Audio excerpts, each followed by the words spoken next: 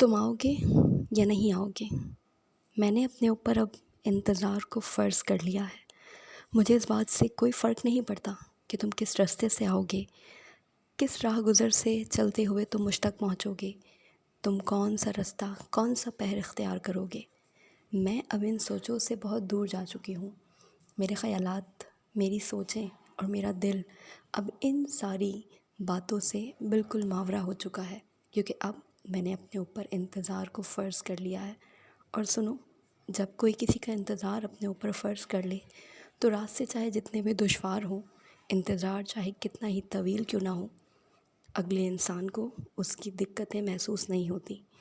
मैंने अपने ऊपर तुम्हारे इंतज़ार को फ़र्ज़ कर लिया है।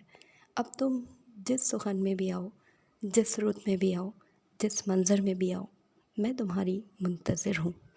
और ये इंतज़ार मुझे मेरी ज़िंदगी की तरह अज़ीज़ है। जैसे किसी बीमार इंसान को इस चीज़ की ख्वाहिश होती है कि वो सेहतियाब हो जाए और जल्द ठीक हो जाए, बिल्कुल इसी तरह मुझे भी इस बात का इंतज़ार है कि तुम जल्द लौट आओ और मैं तुम्हारा इस्तक़बाल कर सकूं। फिर वो रात का वक्त हो या दिन का वक्त हो, सुबह हो या शाम हो, मुझे इस बात से कोई फ़र्क नहीं पड़ता, क्योंकि मैंने तुम्हारा इंतज़ार ख़ुद पर फ़र्ज़ कर लिया है।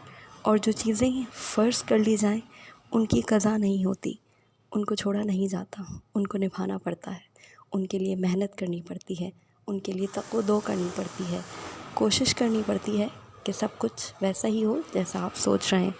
इसीलिए कभी भी ये मत सोचना कि तुम मुझ तक आओगे और मैं तुम्हें ना मिलूँगी, क्योंकि मैंने अपने ऊपर इंतज़ार फ़र्ज़ कर लिया है।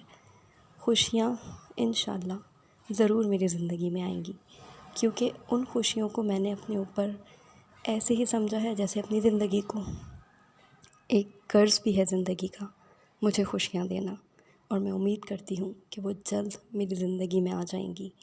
और इंतज़ार तो मुझ पर फ़र्ज़ है खुशियों का, और मैं इंतज़ार करती रहूँगी और तुम्हारी राह इसलिए देखती रहूँगी ताकि जब तुम आओ तो मुझे मुंतज़िर पाओ, मायूस ना लौट जाओ।